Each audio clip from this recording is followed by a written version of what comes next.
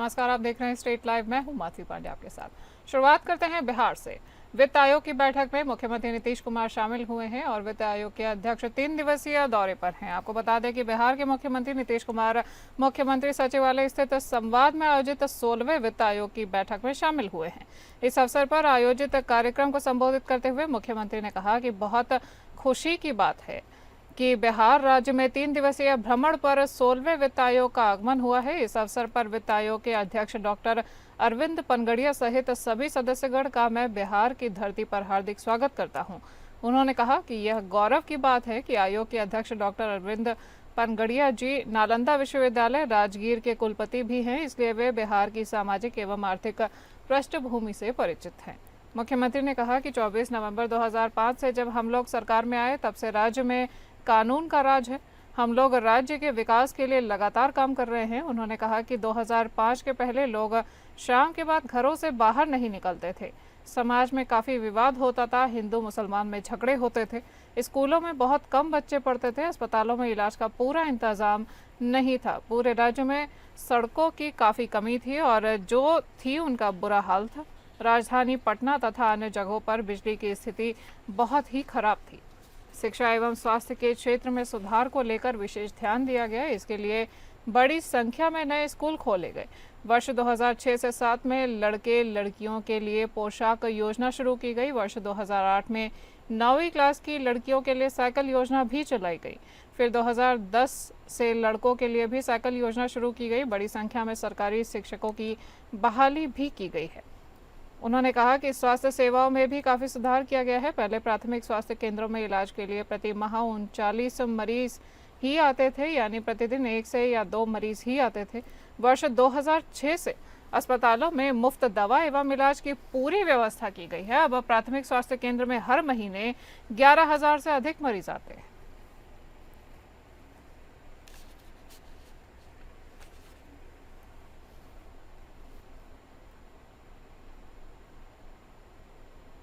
नीतीश सरकार के मंत्री संजय सारावगी ने अब लालू और राबड़ी शासन पर निशाना साधा है। आपको बता दें कि नीतीश सरकार में भाजपा कोटे के मंत्री संजय सारावगी लालू का बिना नाम लिए कहा कि 2005 से पहले की सरकार में हुए घोटाले की सुबह से शाम तक गिनती की जाए तब भी घोटाले की संख्या कम नहीं होगी। दरअसल नेता प्रतिपक्ष तेजस्वी यादव ने कल मुख्यमंत्री नीतीश कुमार को पैर पकड़ुआ बताकर हमला बोला था। इस पर पलटवार करते हुए मंत्री ने कहा कि नीतीश कुमार का बिहार का मुख्यमंत्री बनना गौरव की बात है। उनके नेतृत्व में बिहार का विकास हुआ, लेकिन लालू राबड़ी शासनकाल में विकास नहीं हुआ, अपराध चरम पर रहा।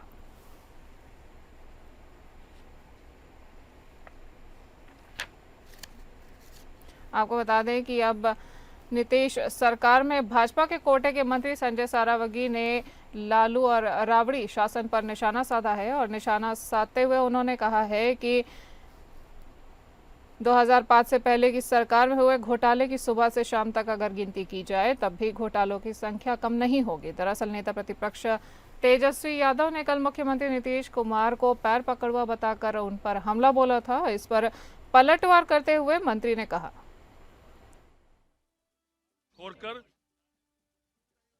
बिहार को और बिहार वासियों को गौरव है ऐसे हमारे माननीय मुख्यमंत्री जी पर, जिन्होंने 2005 से लेकर और अभी 2025 में लगभग 20 सालों में बिहार को कहां से कहां पहुंचा दिया।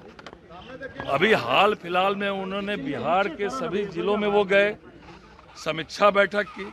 समीक्षा बैठक के साथ साथ सभी जगह भ्रमण किए और सबसे जितनी भी घोषणाएं, लगभग 50,000 करोड़ से ऊपर की घोषणाएं हुई। और केवल घोषणा नहीं हुई, उसमें से अधिकांश योजनाएं कैबिनेट में पास भी हो गई, अब वो टेंडर की प्रक्रिया में है। कहने का तात्पर्य है कि हमारे मुख्यमंत्री जो कहते हैं वो करते हैं, लेकिन 2005 के पहले जो मुख्यमंत्री थे या थी, पूरे बिहार को, पूरे देश में शर्मसार किया। क्या हालत थी। न्यायालय ने क्या कहा, जंगल राज है, सजा याफ्ता। कितने बड़े बड़े घोटाले हुए, चाहे वह पशुपालन घोटाला हो, अलकतरा घोटाला हो, या घोटाले के हम लोग गिनाने चले तो सुबह से शाम हो जाए और घोटाले को गिनाया नहीं जा सकता है। बिहार शर्मसार हुआ था, बिहारी शर्मसार हुए थे 2005 के पहले। समाज का ऐसा कोई वर्ग नहीं था, जो बिहार छोड़कर जाने को मजबूर नहीं हुआ था। बिहार में राष्ट्रीय जनता दल द्वारा अब पोस्टर लगा करके केंद्र सरकार पर निशाना साधा जा रहा है। उसमें पार्टी के अध्यक्ष लालू प्रसाद यादव को पार्टी कार्यकर्ता शेर बताने में लगे हुए हैं। दरअसल लैंड फॉर जॉब केस मामले में लालू प्रसाद यादव के परिवार से इन दिनों ईडी के अधिकारी पूछताछ करने में लगे हुए हैं और 2 दिन पहले मुख्यमंत्री राबड़ी देवी और बेटे तेज प्रताप यादव से पूछताछ हुई, तो कल आरजेडी सुप्रीमो लालू प्रसाद यादव से भी ईडी के अधिकारियों ने 4 घंटे तक पूछताछ की थी। अब एक बार फिर पटना की सड़कों पर, चौक चौराहों पर कार्यकर्ताओं द्वारा पोस्टर लगाया गया है। पोस्टर में लालू प्रसाद यादव को टाइगर बताया गया है। पोस्टर में कार्यकर्ताओं ने स्लग लिखा है, ना झुका हूं ना झुकूंगा, टाइगर अभी जिंदा है। पोस्ट में लालू प्रसाद यादव को खड़ा दिखाया गया है, जिनके हाथ पैर में रस्सी बांधकर गिरने की कोशिश की जा रही है और गिराने वालों में आरएसएस, ईडी, सीबीआई को दर्शाया गया है और इन सभी को आदेश पीएमओ की तरफ से दी जा रहे हैं। आपको बता दें कि राजद अब पोस्टर द्वारा लालू प्रसाद यादव को एक टाइगर के रूप में दिखाने में जुटा हुआ है और कुछ दिन पहले ही इन्फोर्समेंट डायरेक्टरेट ने लालू प्रसाद यादव से पूछताछ की थी।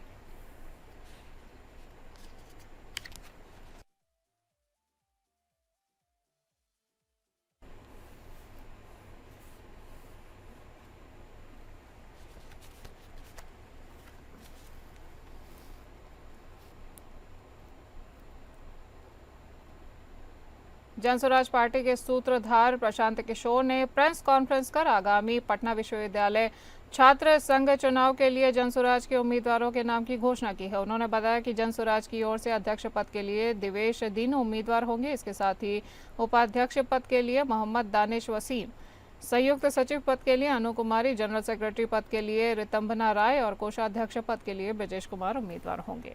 प्रशांत किशोर ने कहा कि पटना विश्वविद्यालय के गिरते शैक्षणिक स्तर और दुर्दशा के लिए नीतीश और भाजपा दोनों जिम्मेदार हैं। उन्होंने कहा कि 15 से 20 साल पहले पटना विश्वविद्यालय से छात्र सीधे आईएएस और आईपीएस के लिए चयनित होते थे, लेकिन आज पटना विश्वविद्यालय का शैक्षणिक स्तर पूरी तरह से चरमरा गया है। इसके साथ ही प्रधानमंत्री मोदी ने पटना विश्वविद्यालय को केंद्रीय विश्वविद्यालय नहीं बनाया है और नीतीश कुमार भी हमेशा भाजपा से मंत्री पद और अपनी पार्टी के लिए सीटों के लिए मोलभाव करते रहते हैं। उन्होंने गठबंधन के लिए कभी भी पटना विश्वविद्यालय को केंद्रीय विश्वविद्यालय बनाने की शर्त नहीं रखी और न ही राज्य सरकार ने पटना विश्वविद्यालय की शैक्षणिक गुणवत्ता में सुधार के लिए कोई ठोस कदम उठाया है। इसका परिणाम है कि इस बार जदयू को छात्र संघ चुनाव में कोई उम्मीदवार तक नहीं मिले हैं। इसलिए पटना विश्वविद्यालय की दुर्दशा के लिए नीतीश कुमार और भाजपा दोनों ही जिम्मेदार हैं। दीनू जी जो हैं, जो जनसुराज की ओर से, आप दरभंगा हाउस में पढ़ते हैं और आप अध्यक्ष पद के औपचारिक उम्मीदवार हैं।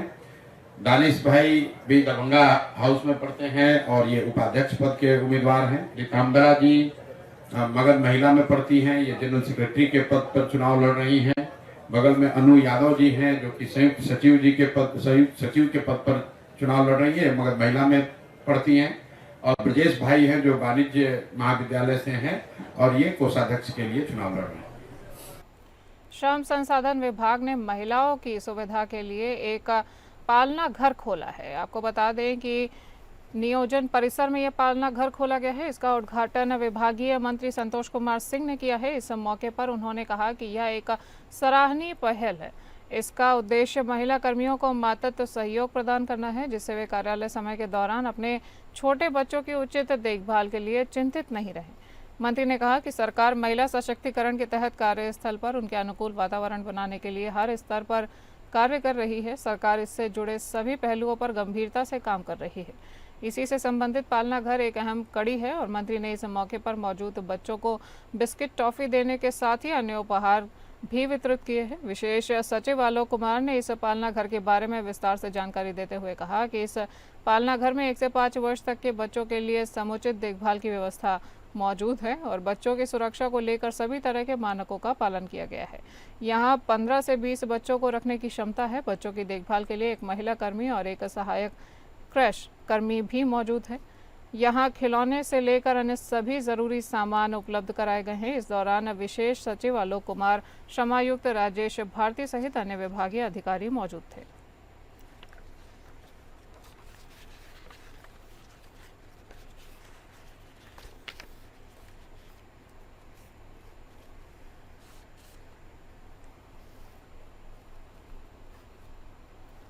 जमुई में 40 वर्षीय एक शिक्षक पवन कुमार ने डिप्रेशन में आकर अपनी जीवन लीला को समाप्त कर लिया है। आपको बता दें, जमुई जिले के टाउन थाना क्षेत्र अंतर्गत चौडीहा निवासी 40 वर्षीय शिक्षक पवन कुमार पासवान ने डिप्रेशन में आकर अपनी सुसाइड किया है। पवन कुमार पासवान के बड़े पुत्र प्रियांशु शेखर ने बताया कि बुधवार 19 मार्च को नवीन प्राथमिक विद्यालय भागलपुर आहर लछुआड़ से दोपहर 12 बजे के करीब घर चौड़ीडा आए और सो गए और सोए ही रहे और आनंद फानन में जमुई के पुष्पांजलि अस्पताल में उन्हें इलाज के लिए लाया गया, जहां डॉक्टरों ने उन्हें मृत घोषित कर दिया। इसके बाद वहां से सदर अस्पताल जमुई लाया गया उन्हें। और वहीं मृतक शिक्षक के कई साथियों ने बताया कि मृतक शिक्षक कई दिनों से डिप्रेशन में चल रहे थे। 2 महीने का वेतन नहीं मिला और सक्षमता प्रथम में पास करने के बावजूद भी इनका प्रमाण पत्र नहीं बना। ऐसे में जिला शिक्षा विभाग कार्यालय की लापरवाही के कारण मृतक शिक्षक डिप्रेशन में चले गए। वहीं बिहार राज्य प्राथमिक शिक्षक संघ के जिला अध्यक्ष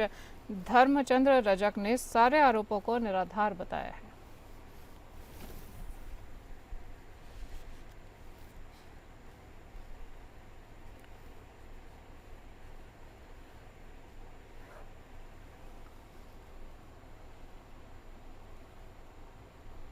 कैमूर में महिलाओं को नाबालिग बच्चे के सहारे झांसा देकर लूटपाट करने की वारदात सामने आई है। आपको बता दें कि ये महिलाएं नाबालिग बच्चों के सहारे झांसा देकर लाखों का जेवरात और नकदी लूटने वाली महिला और उसकी बहू को भभुआ पुलिस ने लाखों के जेवरात और नकदी रुपए के साथ गिरफ्तार करने में बड़ी सफलता हासिल की है।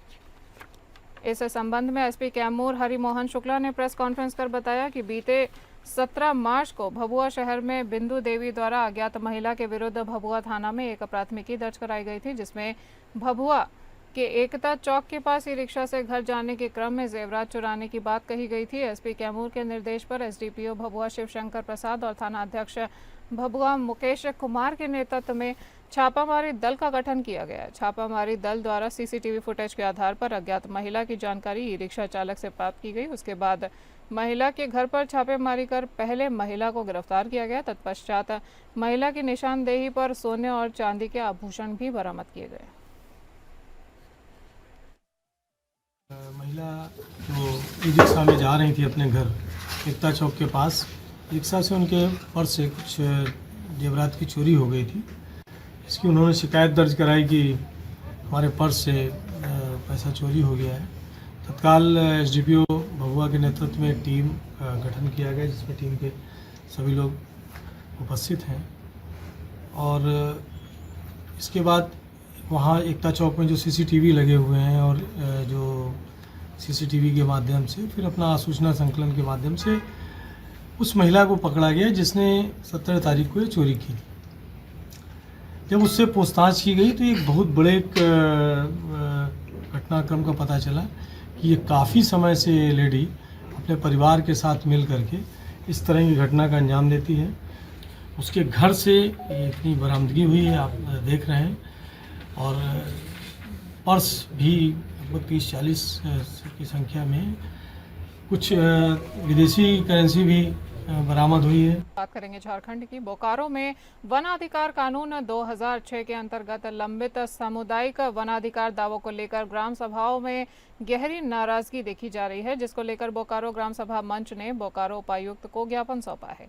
चास और बेरमो अनुमंडल के कुल 168 सामुदायिक वनाधिकार दावे 2016 से लंबित पड़े हैं, लेकिन अब तक एक भी ग्राम सभा को वन पट्टा जारी नहीं किया गया है। ग्राम सभा मंच के प्रतिनिधियों ने प्रशासन से मांग की है कि वनाधिकार दावों की जल्द से जल्द जांच करे और ग्राम सभाओं को वन पट्टा जारी किया जाए। अगर उनकी मांगों को जल्द से जल्द पूरा नहीं किया गया तो वे आंदोलन के लिए मजबूर होंगे। झारखंड सरकार ने अबुआ वीर दिशोम अभियान के तहत वनाधिकार दावों के त्वरित निष्पादन के लिए निर्देश जारी कर दिए हैं और इसके लिए जिला स्तर पर प्रशिक्षण भी दिया गया, लेकिन ग्राम सभाओं के दावों पर कार्यवाही के बजाय खानापूर्ति कर दी गई। ग्राम सभाओं की ओर से मांग की जा रही है कि प्रशासन जल्द से जल्द इन लंबित दावों का निपटारा करे और सामुदायिक वन संसाधन प्रबंधन के तहत ग्राम सभाओं को अधिकार सौंपे। बेरमो अनुमंडल में 161 सामुदायिक अधिकार दावे हैं, तो वही चास अनुमंडल में 7 दावे लटके हुए हैं। इन दावों में ग्रामीणों ने वन संसाधनों पर अपने परंपरागत अधिकार और प्रबंधन की मांग की है। ग्राम सभा प्रतिनिधियों का आरोप है कि सरकार द्वारा दिए गए दिशा निर्देशों को नजरअंदाज किया गया है। वहीं सरकारी अधिकारियों ने सिर्फ खानापूर्ति की है और किसी भी गांव को वन पट्टा जारी नहीं किया है।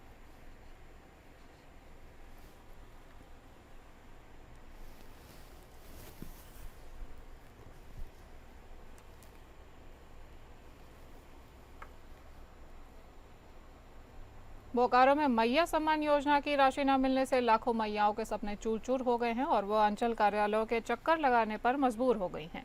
घंटों लाइनों में लगकर अपनी पारी का इंतजार करने के बाद भी योजना की राशि खाते में नहीं आने से कई महिलाएं हताश और परेशान हैं।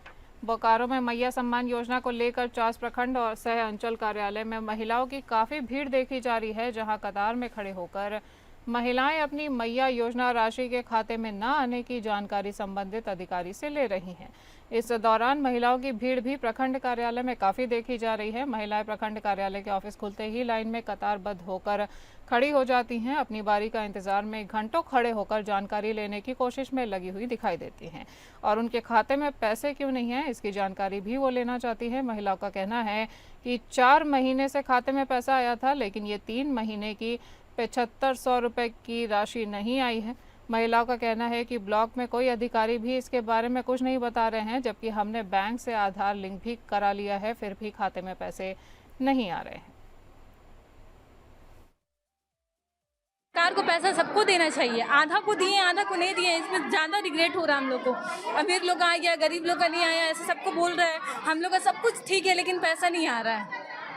आपका रोजा का आज कितना दिन हो गया? आज रोजा का हम लोग का 18 दिन हो गया है। हम लोग रोजा रख के इतना दूर से आए हैं, यहाँ मखदूमपुर से हम लोग यहाँ पे आए हुए हैं। इतना भीड़ है, लाइन की हिल भी नहीं रहा। हम लोग को समझ में नहीं आ रहा कि 6 बजेगा कि 7 बजेगा। सरकार को ऐसा नहीं करना चाहिए था। ये सारा हम लोग साथ डिस्क्रिमिनेशन हुआ है।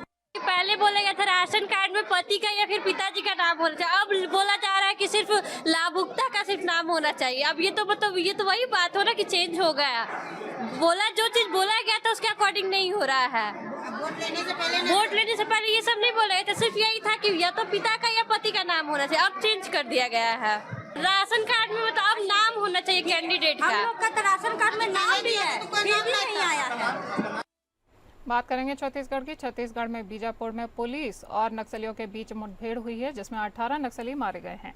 वहीं कांकेर में मुठभेड़ में 4 नक्सली मारे गए हैं। इस तरह से छत्तीसगढ़ में कुल 22 नक्सलियों को ढेर कर दिया गया है। इलाके से भारी मात्रा में सामान और हथियार भी जवानों ने बरामद किए हैं। बीजापुर जिले के गंगालूर थाना क्षेत्र में आज तड़के पुलिस और नक्सलियों के बीच मुठभेड़ हुई है। बीजापुर पुलिस ने जानकारी देते हुए बताया कि बीजापुर जिला रिजर्व गार्ड यानी डीआरजी के एक जवान का बलिदान हो गया है। फिलहाल तलाशी अभियान जारी है। बीजापुर और दंतेवाड़ा की सीमा के पास थाना गंगालूर क्षेत्र अंतर्गत माओवादी विरोधी अभियान पर संयुक्त टीम निकली थी। अभियान के दौरान आज सुबह 7 बजे से माओवादियों और सुरक्षा बलों के बीच भीषण फायरिंग शुरू हो गई। मुठभेड़ स्थल से भारी मात्रा में हथियार और गोला बारूद के साथ 18 नक्सलियों के शव बरामद किए गए हैं। प्रदेश के गृह मंत्री और उप मुख्यमंत्री विजय शर्मा ने नक्सली हमले पर अपनी प्रतिक्रिया देते हुए कहा कि हमारे जवानों ने आदम में साहस का परिचय देते हुए नक्सलियों को मार गिराया है और देश के गृह मंत्री ने जो 2026 का टारगेट नक्सलवाद को जड़ से खत्म करने का दिया है वह यकीनन पूरा होगा। हमारी सरकार वार्ता के लिए भी तैयार है। नक्सलियों को मुख्य धारा में आने के लिए हम कह रहे हैं, लेकिन उनकी हठधर्मिता है कि वह हथियार छोड़ना नहीं चाहते हैं और मारे जा रहे हैं। बीजापुर बड़ा महत्वपूर्ण क्षेत्र है, महत्वपूर्ण स्थान है इन सारे विषयों को लेकर के। और बीजापुर क्षेत्र में 18 नक्सलियों के शव बरामद होना इस ऑपरेशन में ये बहुत बड़ी सफलता है हमारे लिए। पामेड़ के क्षेत्र में अब बस का चलना, बीजापुर से पामेड़ तक बस का चलना, पहले तेलंगाना होकर के जाना पड़ता था, अब सीधे वहाँ तक पहुँच रहे हैं। गंगालूर क्षेत्र में होना, बीजापुर में भाजपा के जिला पंचायत के अध्यक्ष का बनना, वहाँ पामेड़ आदि क्षेत्र में तर्रेम पामेड़ क्षेत्र से युवाओं का यहाँ तक घूमना आना, समूचा बीजापुर बदल रहा है, समूचा बस्तर बदल रहा है। मैं हृदय से शुभकामना देता हूँ समूचे बस्तरवासी को कि आने वाले समय में समूचा बस्तर लाल आतंक से मुक्त होगा। आप भी किसी शाम इंद्रावती नदी के किनारे आराम से बैठ छत्तीसगढ़ में मुख्यमंत्री विष्णुदेव साय ने छत्तीसगढ़ को नक्सलवाद मुक्त बनाने का संकल्प लिया है। आपको बता दें कि छत्तीसगढ़ विधानसभा परिसर में बीजापुर के युवाओं की बुलंद आवाज गूंजी। ये आवाज थी, नक्सलवाद से मुक्ति और विकास की राह पर आगे बढ़ने का है इरादा। छत्तीसगढ़ के सुदूर अंचल बीजापुर जिले के युवाओं ने आज लोकतंत्र के मंदिर विधानसभा परिसर में इतिहास रच दिया है और राज्य की स्वामी विवेकानंद युवा प्रोत्साहन योजना के तहत शैक्षणिक भ्रमण पर पहुंचे बीजापुर के इन युवा प्रतिनिधियों ने मुख्यमंत्री विष्णुदेव साय के सामने एकजुट होकर अपनी मंशा व्यक्त की। इस ऐतिहासिक अवसर पर मुख्यमंत्री विष्णुदेव साय ने युवाओं की इस मजबूत इच्छा शक्ति की सराहना करते हुए, आपका संकल्प ही हमारा संकल्प है। यदि क्षेत्र के युवा ठान ले तो हम सभी के सहयोग से जल्द ही नक्सलवाद के अंधकार को समाप्त कर छत्तीसगढ़ को समृद्धि और विकास की नई ऊंचाइयों तक ले जाएंगे, ऐसा मुख्यमंत्री साय ने कहा। वहीं मुख्यमंत्री श्री साय ने युवाओं को भरोसा दिलाया है कि राज्य सरकार नियत नेला नार योजना के माध्यम से उनके गांवों तक मूलभूत सुविधाएं पहुंचाने के लिए तेजी से कार्य कर रही है।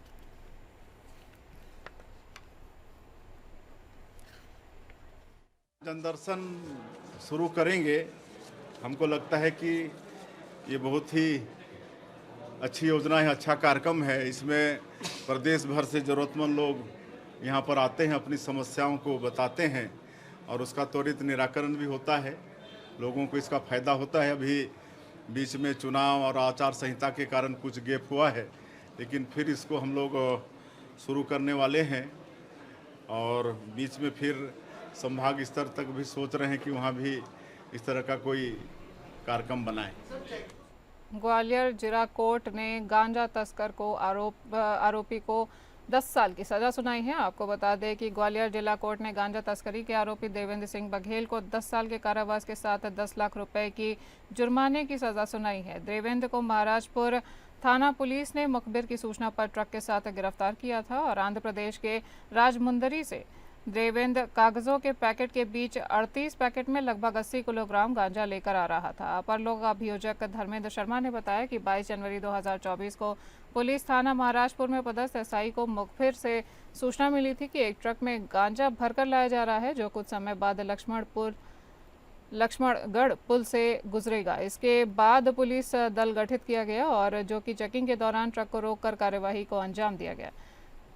पकड़े गए आरोपी देवेंद्र से पूछताछ की गई तो ये बात सामने आई है कि देवेंद्र सिंह बघेल किसी सनी नाम के युवक के संपर्क में था। उसी ने राजमुंदरी से गांजा भरकर फरीदाबाद तक ले जाने के लिए कहा था। घटना 22 जनवरी 2024 की है, जब एक राजमुंदरी से ट्रक में अवैध मादक पदार्थ की सूचना थाना महाराजपुरा को मिली थी, जिस पर से उन्होंने बल के साथ में वरिष्ठ अधिकारियों को अवगत कराते हुए थाना महाराजपुरा के हाईवे पर उस ट्रक को रोका था और उपने जब्तीकर्ता अधिकारी द्वारा एनडीपीएस एक्ट के प्रावधानों को पालन करते हुए ट्रक की तलाशी ली थी और ट्रक जो चला रहा था उसको पूछताछ करी। उसका अपना नाम देवेंद्र बघेल बताया था। ट्रक की तलाशी के दौरान उसमें 79 किलो गांजे के पैकेट प्राप्त हुए थे और जो कि कागज़ की रेमों के नीचे रखे हुए थे। इसमें उस ट्रक को और चालक को गिरफ्तार करने के बाद उपकरण की विवेचना उपनिदेशक ब्रजेश भार्गव द्वारा की गई है और उसका चालान माननीय न्यायालय के समक्ष खड़ा किया गया था। प्रकरण के मुख्य आरोपी को आज माननीय न्यायालय विशेष न्यायाधीश एनडीपीएस कोर्ट द्वारा 10 साल की सज़ा और 1 लाख रुपये के जुर्माने दंडित किया है। उक्त प्रकरण में अभी विवेचना जारी है और इसमें इन बिंदुओं पर विवेचना की जा रही है कि ये माल जिसने लोड किया था और ये कहाँ पर फरीदाबाद में डिलीवर्ड होना था। उन दोनों बिंदुओं पर भी विवेचना जारी है। इसमें और आरोपियों गिरफ्तार होने की पूर्ण संभावना है। बात करेंगे पंजाब की। पंजाब में नशा तस्करों की अवैध प्रॉपर्टी पर बुलडोजर एक्शन हुआ है। आपको बता दें कि नगर कौंसिल के सहयोग से खन्ना पुलिस ने नशा तस्कर के घर को तोड़ा है। इस घर के गैर कानूनी निर्माण को लेकर नगर काउंसिल ने पहले नोटिस जारी किया था, इसका जवाब नहीं दिया गया तो आज एक्शन हुआ है। एसएसपी डॉक्टर ज्योति यादव बैस ने बताया कि मुनीश टंडन काफी समय से नशा तस्करी में सम्मिलित हैं और वर्ष 2017 में पहला केस दर्ज हुआ था। वहीं दूसरी तरफ परिवार के लोगों ने इस कार्यवाही का विरोध किया है और उनका कहना था कि यह जायदाद बुजुर्गों ने बनाई है, मुनीश टंडन का इसमें कोई रोल नहीं है, न ही उसका कोई पैसा लगा है।